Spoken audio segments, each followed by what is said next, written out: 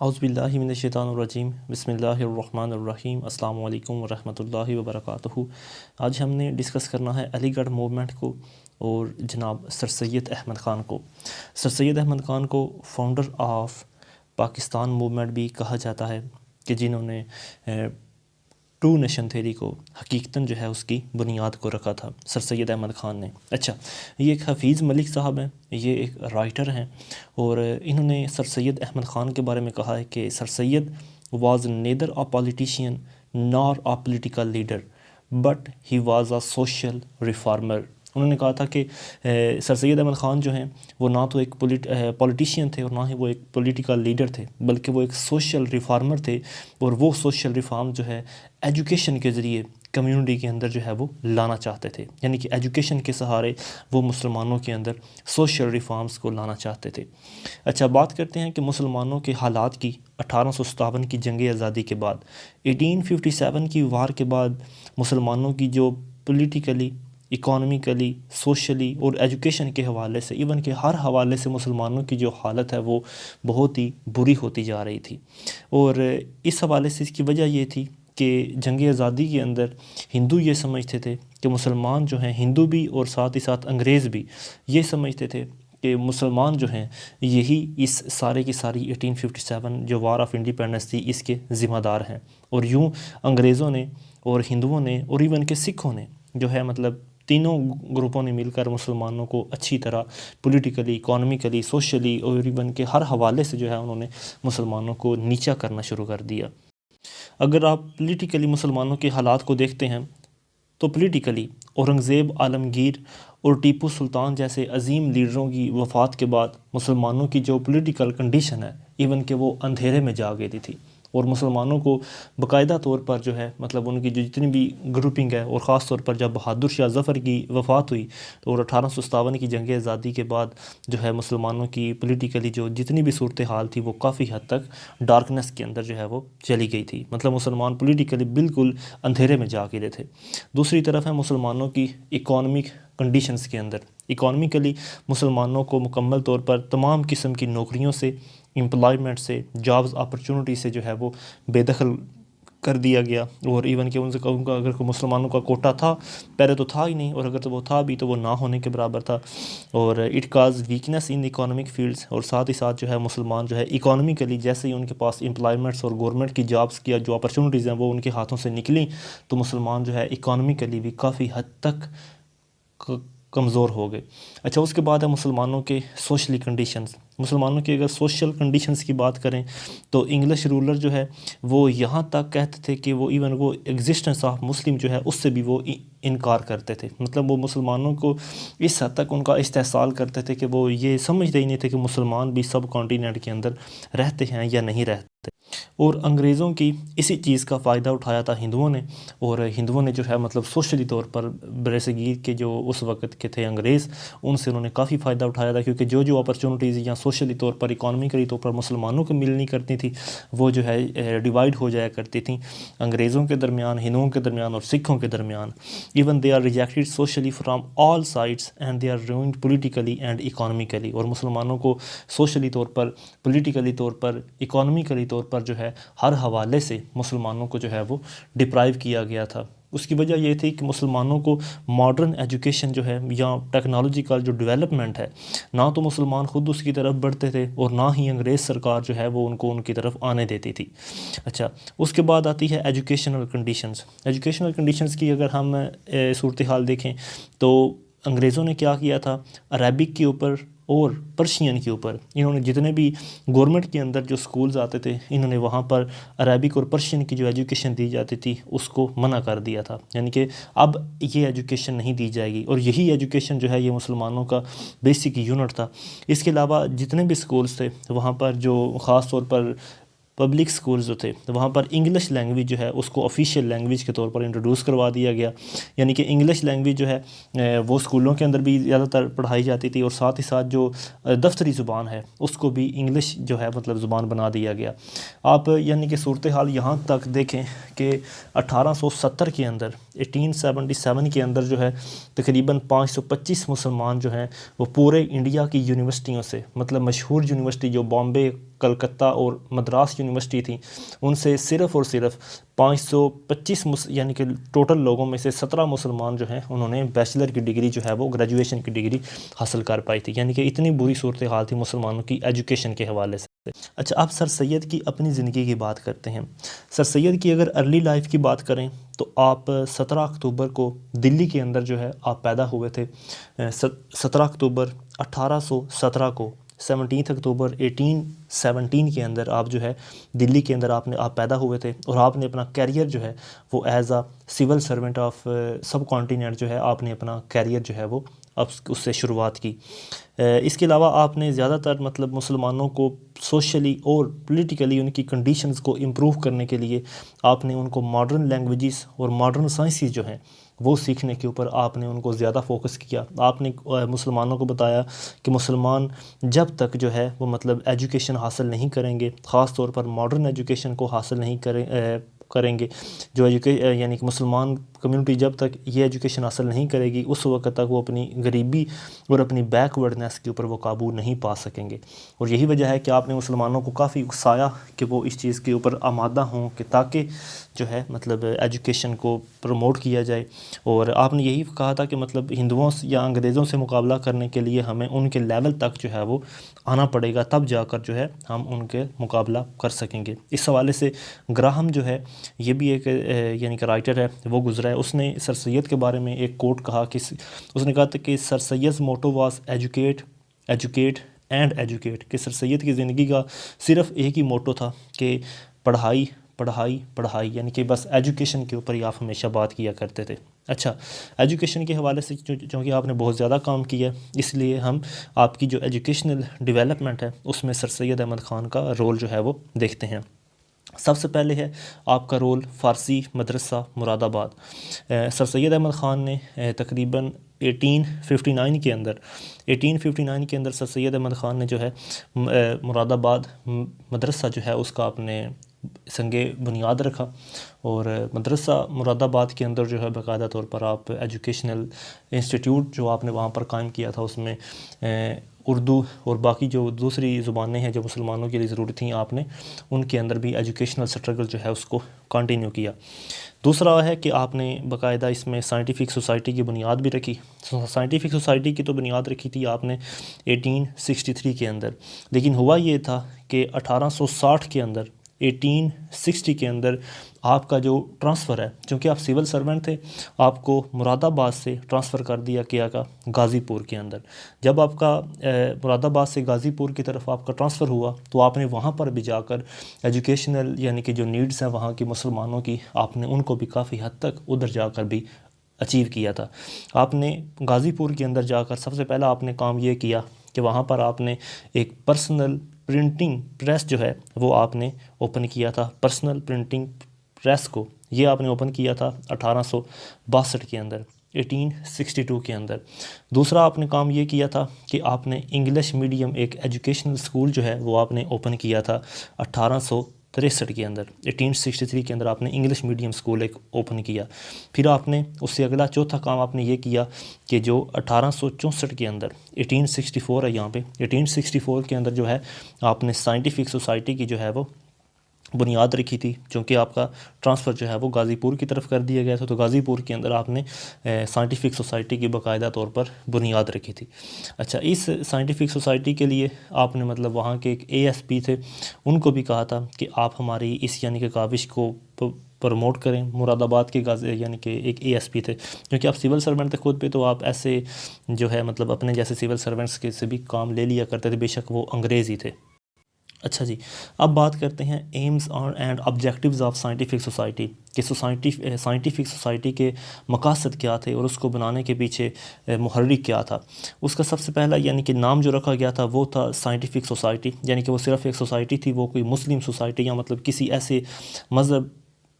یا کسی نسبت یا کسی رنگ اور نسل کی بنیاد کے اوپر جو ہے اس کو نہیں بنایا گیا تھا، بلکہ وہ صرف اور صرف ایک سائنٹیفک سوسائٹی جو ہے وہ اس کو نام دیا گیا تھا۔ دوسری اس کی ڈیوٹی یہ تھی کہ وہ جتنی بھی قسم کی یورپین بکس ہوں گی، یورپین لینگویجز کے اندر جو بک ہوں گی جو کہ ٹیکنیکل ڈیولپمنٹ اور یا انگلش کی ایجوکیشن کے اوپر ہوں گی، تو یہ ان کو آسان لینگویج یعنی کہ انڈین زبان کے اندر جو ہے، چاہے وہ اردو ہو یا ہندی ہو، ان کے اندر جو ہے ان کا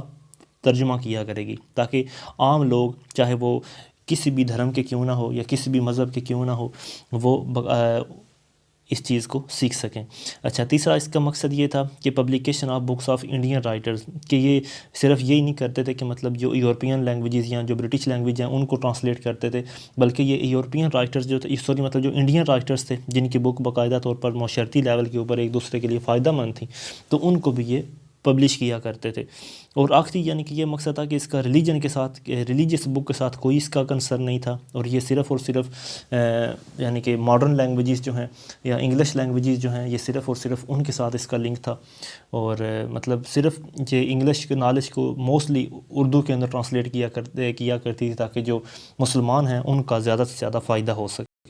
اچھا، پھر آگے سن آ جاتا ہے 1864 کے اندر آپ نے ایک وکٹوریہ اسکول غازی پور کی بنیاد رکھی۔ وکٹوریہ اسکول غازی پور جو ہے یہ 5 ماڈرن لینگویجز جو ہے ان کے اندر یہاں پر پڑھایا جاتا تھا۔ ان میں سے جو ماڈرن لینگویج ہے جیسے انگلش، اردو، عربک، پرشین اور سنسکرت، یہ زبانیں جو ہیں ان کے اندر باقاعدہ طور پر تعلیم جو ہے بچوں کو دی جاتی تھی۔ اس کے بعد آپ ماہانہ طور پر آپ نے ایک گزٹ جو ہے وہ جاری کرنا شروع کیا تھا، جس کا نام تھا یعنی کہ آپ نے انسٹیٹیوٹ قائم کیا تھا، علی گڑھ انسٹیٹیوٹ گزٹ، اور یہ ماہانہ طور پر ایک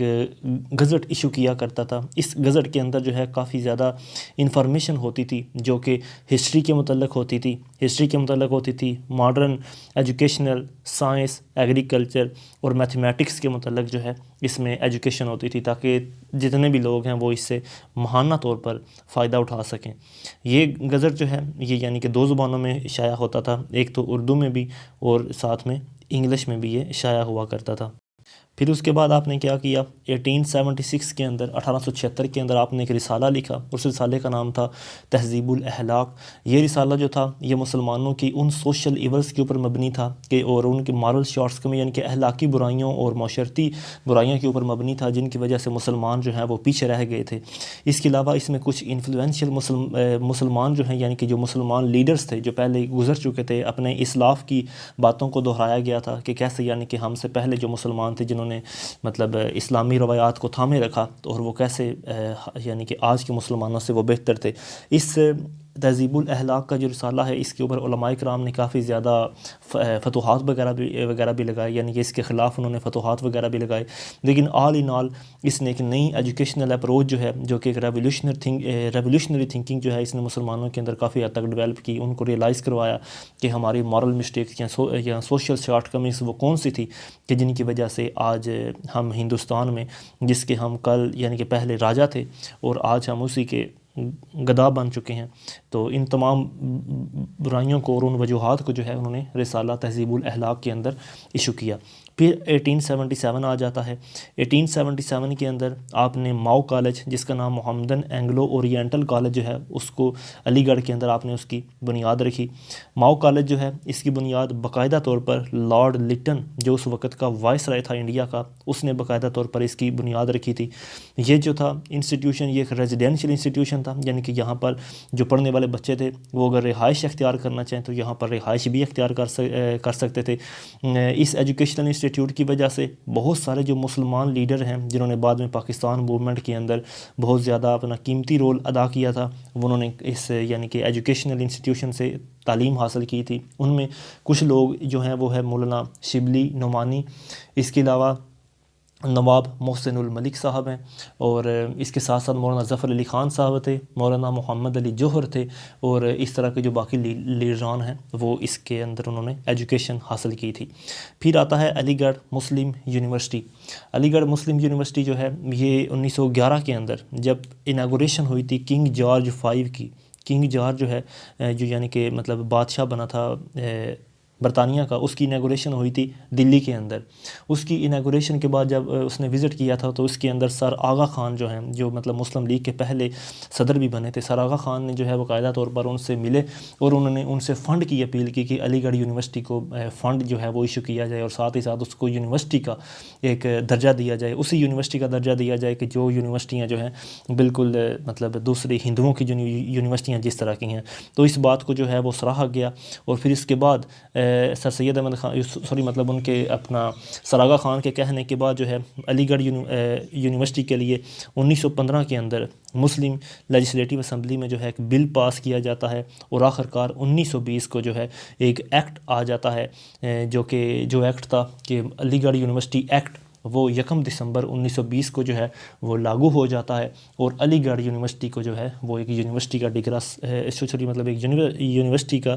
ایک درجہ جو ہے وہ مل جاتا ہے۔ اور یہی یونیورسٹی ہے کہ جس نے مسلمانوں کے اندر ایک نیشنلزم کا اور مسلمان ہونے کا جو ہے مطلب اس نے ایک فروغ ان کو دیا، اور اس کا بہت زیادہ پاکستانی موومنٹ کے اندر بھی اس کا اپنا یعنی کہ رول ہے اس یونیورسٹی کے کریٹ ہونے کا۔ اچھا، اس کے بعد بات کریں گے سر سید احمد خان کی پولیٹیکل ایکٹیویٹیز کی۔ پولیٹیکل ایکٹیویٹیز کے اندر اگر آپ کی فتوحات کو دیکھیں تو آپ نے سب سے پہلے نمبر پر ایک اور پمفلیٹ ایشو کیا تھا سر سید احمد خان نے، جس کا نام تھا اسباب بغاوت ہند، یعنی کہ کازز آف انڈین ریوالٹ، کہ مطلب کیوں آخر 1857 کی جو ہے وہ جنگ آزادی ہوئی تھی، اور اس کے اندر آپ نے وہ تمام وجوہات بیان کی تھیں کہ مطلب صرف مسلمان ہی 1857 کی جنگ آزادی کے رسپانسیبل نہیں ہیں، بلکہ کچھ نہ کچھ برٹش اور ہندو راجے خود بھی ہیں۔ اس کے اندر آپ نے یہ باتیں بھی کہی تھی کہ آپ دیکھیں اگر کسی مہاراجے کی جائیداد کے اوپر اگر آپ زبردستی قبضہ کرنا چاہیں گے تو ظاہر ہے اسے غصہ تو آئے گا، اور اسی وجہ سے کہ آپ نے مسلمانوں کی ریاست کے اوپر اور سیاست کے اوپر آپ نے حملہ کیا، تو ظاہر ہے مسلمانوں نے اس کے خلاف تو کچھ نہ کچھ تو کرنا ہی تھا۔ تو مطلب ہندوستانیوں کا یا دوسری طرف انگریزوں کا مسلمانوں کے خلاف غصے کو ٹھنڈے کرنے کے لیے آپ نے اس رسالے کو شائع کیا۔ دوسرے نمبر پر آپ نے ایک رسالہ لکھا لائل محمڈنس آف انڈیا کے نام سے۔ لائل محمڈنس آف انڈیا کے اندر جو ہے آپ نے یہ چیزیں ڈسکرائب کی تھیں آپ نے کہ مسلمانوں کی سروسز کیا کیا ہیں، مسلمانوں کی کون کون سی خدمات ہیں انڈین گورنمنٹ کے لیے، آپ نے ان تمام باتوں کو سراہا تھا۔ اور انڈین گورنمنٹ کی یعنی کہ آپ نے باقاعدہ اس لائل محمڈنس آف انڈیا کے رسالے چھپنے کے بعد جو ہے آپ نے لیجسلیٹو کونسل کے اندر جو ممبرس تھے ان کو ریکمینڈ کیا کہ آپ اس رسائل کو پڑھیں۔ تیسرے نمبر پر پولیٹیکلی آپ نے مسلمانوں کو ایڈوائز کی تھی کہ وہ انڈین نیشنل کانگریس کو، جو کہ 1885 کے اندر جو ہے وہ بن چکی تھی، اے او ہیوم جو ہے اس کے انڈر، اے او ہیوم جو ہے یعنی کہ وائسرے تھا اس ٹائم کا، اور اس کے انڈر جو ہے مطلب انڈین نیشنل کانگریس جو ہے وہ قائم ہو چکی تھی، اور آپ نے کہا تھا کہ مطلب یہ مکمل طور پر انڈین نیشنل کانگریس جو ہے یہ ایک ہندو موومنٹ ہے اور یہ ایک ہندو پولیٹیکل آرگنائزیشن ہے، لہٰذا مسلمانوں کو چاہیے کہ وہ اس سے کم از کم دور ہی رہیں۔ آگے بات کرتے ہیں آپ کی سوشل ریفارمز کی، سوشل ایکٹیویٹیز کی۔ سوشلی طور پر آپ نے جو ایک منتھلی طور پر تہذیب الاخلاق جیسا رسالہ اور جو گزٹ جو ہے علی گڑھ انسٹیٹیوٹ گزٹ جو منتھلی طور پر شائع ہوا کرتا تھا، ان دونوں نے سوشلی طور پر مسلمانوں کو کافی زیادہ فائدے پہنچائے، کیونکہ ان کے اندر مختلف قسم کا ماڈرن نالج بھی تھا، اور اخلاقیات سے بچنے کے لیے جو ہے مسلمانوں کو ہدایات بھی کی گئی تھیں، یعنی کہ اچھی اخلاقیات کے لیے۔ ساتھ ہی ساتھ یہ جو میگزین ہے یہ انگلش بالکل یعنی کہ انگلش پیٹرن کے اوپر شائع کی جاتی تھی۔ انگلش میں ایک میگزین ہے جس کا نام ہے اسپیکٹیٹر کے بالکل یعنی کہ طرز کے اوپر جو ہے اس میگزین کو بھی شائع کیا جاتا تھا، اور اس نے مسلمان خاص طور پر جو انڈین مسلمان ہیں ان کی سوشلی ایکٹیویٹیز کو امپروو کرنے کے لیے اس نے کافی مدد کی تھی۔ آپ کی اگر لٹریری ایکٹیویٹیز کو دیکھیں تو باقاعدہ طور پر آپ نے اردو کے لیے کافی حد تک کام کیا تھا، آپ نے ان تمام ٹاپکس کو ٹچ کیا تھا جن کو پریکٹیکل لائف کے اندر اگنور کر دیا جاتا ہے۔ آپ نے حقیقتاً اور یعنی کہ عملی طور پر آپ نے ایک نئی سٹائل کا جو ایکسپریشن آف تھاٹ ہے اس کو آپ نے سمپل وے اور انٹیلیجیبل وے کے اندر اس کو کس طرح انٹروڈیوس کروانا ہے، کس طرح اس کو دماغ سے پیپر کے اوپر لے کر آنا ہے، آپ نے اس چیز کی بنیاد رکھی تھی، اور آپ کو founder of modern Urdu prose بھی جو ہے وہ اس کا لقب آپ کو دیا جاتا ہے۔ اچھا، آگے بات کرتے ہیں کہ سر سید احمد خان کے تھاٹس کی، جو سر سید احمد خان اپنی ٹو نیشن تھیوری کو سپورٹ کرتے تھے۔ اچھا، ٹو نیشن تھیوری کو جو ہے آپ کہاں سے سپورٹ کرتے تھے؟ آپ کی لائف کی جب آخری یعنی کہ مومنٹ تھے، کیونکہ 1898 کے اندر جو ہے آپ کی وفات ہوئی تھی، تو 1988 کے اندر جو ہے آپ نے ایک سپیچ کی تھی میرٹھ کے اندر، اسٹوڈنٹ سے بات کرتے ہوئے آپ نے یہ بات کہا تھا، یہ بات آپ نے کہی تھی کہ Hindu and Muslims is two nation could not lead by common political life if British were left۔ آپ نے کہا تھا کہ اگر آج برٹش کے لوگ چلے جاتے ہیں تو مسلمان اور ہندو جو ہیں وہ ایک ہی پولیٹیکل لائف کے اندر یا ایک پولیٹیکل جھنڈے کے اندر سروائیو نہیں کر پائیں گے۔ آپ نے یہ کہا تھا کہ یہ دونوں قومیں جو ہیں ہندو اور مسلم یہ پولیٹیکل پاور کو اپنی طرف کھینچنے کی کوشش کریں گی اور کوئی بھی ایک دوسرے کے رول کے نیچے آنا پسند نہیں کرے گا۔ تو ظاہری سی بات ہے کہ اگر ہندو اوپر آنا چاہیں گے تو وہ مسلمانوں کو سپریس کریں گے، اور اگر مسلمان آنا چاہیں گے تو وہ ہندوؤں کو سپریس کریں گے، اور یوں یہ جو پاور ہے یہ ایک باقاعدہ طور پر رمائل کا شکار ہو جائے گی۔ دوسرے آپ نے اسی یعنی کہ بات میں کہا تھا کہ ہندو مسلمز جو ہے مطلب جو ہند کے مسلمز ہیں could not side same throne and not share power equally، مطلب وہ دونوں بالکل ایک دوسرے کے ساتھ ایکولی طور پر پاور کو شیئر نہیں کر پائیں گے اور وہ ایک تخت کے اوپر نہیں بیٹھ سکتے ہیں۔ آپ نے کہا تھا کہ ساؤتھ ایشین جو مسلمز ہیں وہ ہندوؤں سے ہر حوالے سے ایک الگ نیشن ہے۔ آپ نے کہا تھا کہ اگر ڈیموکریٹک فیوچر انڈیا کا دیکھا جائے تو حقیقتاً جو ہے آپ ڈیموکریسی کے خلاف تھے۔ آپ ڈیموکریسی کے اس لیے خلاف تھے، آپ کہتے تھے کہ اگر برٹش لوگ آج چلے جائیں گے تو کل کلاں جو ہے مطلب ہندو چونکہ میجارٹی کے اندر ہیں، اور ظاہر ہے کہ ڈیموکریسی بات کرتی ہے میجارٹی لوگوں کی زبان سے، اور اگر میجارٹی لوگ ہندو ہوئے تو مسلمان جو ہیں اس میجارٹی کے اندر سیف نہیں ہو پائیں گے۔ اس کے علاوہ آپ نے کہا تھا کہ کیونکہ مسلمان جو ہیں ان کا بالکل جو سیم فیتھ ہے وہ ان کا ایک ہی یقین ہے، ایک خدا کو وہ مانتے ہیں، لہٰذا تمام مسلمان جو ہیں وہ ایک سیپریٹ نیشن ہونے کا جو ہے وہ حق اپنے لیے رکھتے ہیں۔ آپ نے مسلمانوں کے سیلف ڈٹرمینیشن اور فنڈامنٹل رائٹس کے لیے بھی آپ نے کہا تھا کہ مسلمانوں کو باقاعدہ طور پر یہ حق پہنچتا ہے کہ وہ اپنے فنڈامنٹل رائٹس کو انجوائے کریں اپنی مرضی کے ساتھ۔ ساتھ ہی ساتھ آپ نے مسلمانوں سے یہ یعنی کہ آپ نے ڈیمانڈ بھی یہ کی تھی کہ مسلمان ایک ایسی ساورن اسٹیٹ ریکوائر کرتے ہیں کہ جہاں پر وہ اپنی زندگی according to the teachings of holy Quran and Sunnah of holy prophet صلی اللہ علیہ وآلہ وسلم، کہ جہاں وہ قرآن پاک اور نبی کریم صلی اللہ تعالیٰ علیہ وسلم کی سنتوں کے مطابق اپنی زندگی کو گزار سکتے۔ اچھا، اسلامی حوالے سے اگر دیکھیں تو اسلامک کوڈ آف لائف کے حوالے سے تو آپ نے کہا تھا کہ مسلمانوں کا جو ریلیجن ہے یعنی کہ جو اسلام ہے وہ باقی تمام مذاہب سے جو ہے وہ الگ ہے، کیونکہ مسلمانوں کا جو مذاہب ہے اس کے اندر باقاعدہ طور پر گنجائش رکھی جاتی ہے دوسرے مذاہب کے لیے بھی، لیکن جو ہندوتا ہیں جو مطلب مینٹلی طور پر جو ہندوؤں کا مائنڈ ہوتا ہے وہ کبھی بھی مسلمانوں کو ایکسیپٹ نہیں کریں گے، لیکن مسلمان پھر بھی پولیٹیکلی، سوشلی اور اکانومیکلی اور یعنی کہ اسپریچولی دوسرے ریلیجنس کی جو ہے وہ اپنے ریلیجن کے اندر جو کافی حد تک جو ہے وہ گنجائش رکھتے ہیں۔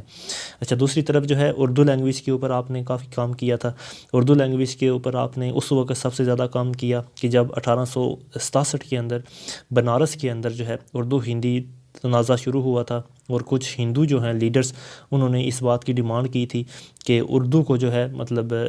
دفتری لینگویج سے ہٹا کر جو ہے اس کی جگہ ہندی جو ہے اس کو دیونگری لینگویج کے اندر جو انٹروڈیوس کروائی جاتی ہے وہاں پر اس کو اس کی جگہ پہ رکھ دیا جائے۔ تو آپ نے مطلب اس کے خلاف کافی پروٹیسٹ کیا تھا، اور یہاں سے ہی جو ہے وہ آپ کی سوچ جو ایکچول میں بدلی تھی۔ پہلے تو آپ ہمیشہ ہندوؤں اور مسلم کو یونائٹی کے طور پر ہی سمجھتے تھے، لیکن اسی واقعے کے بعد دراصل یہی جو واقعہ ہے یہ میجرلی طور پر اس چیز کا سبب بنا تھا کہ مسلمانوں کی جو سیپریٹسٹ موومنٹ ہے اس نے یہاں سے ہی زور پکڑا تھا۔ تو آج کے لیے اتنے ہی، انشاءاللہ تعالی ہم باقی کا لیکچر اگلی ویڈیو میں ڈسکس کریں گے۔ اگر کوئی آپ کا کویسچن ہو تو ضرور پوچھیں۔ السلام علیکم ورحمۃ اللہ وبرکاتہ۔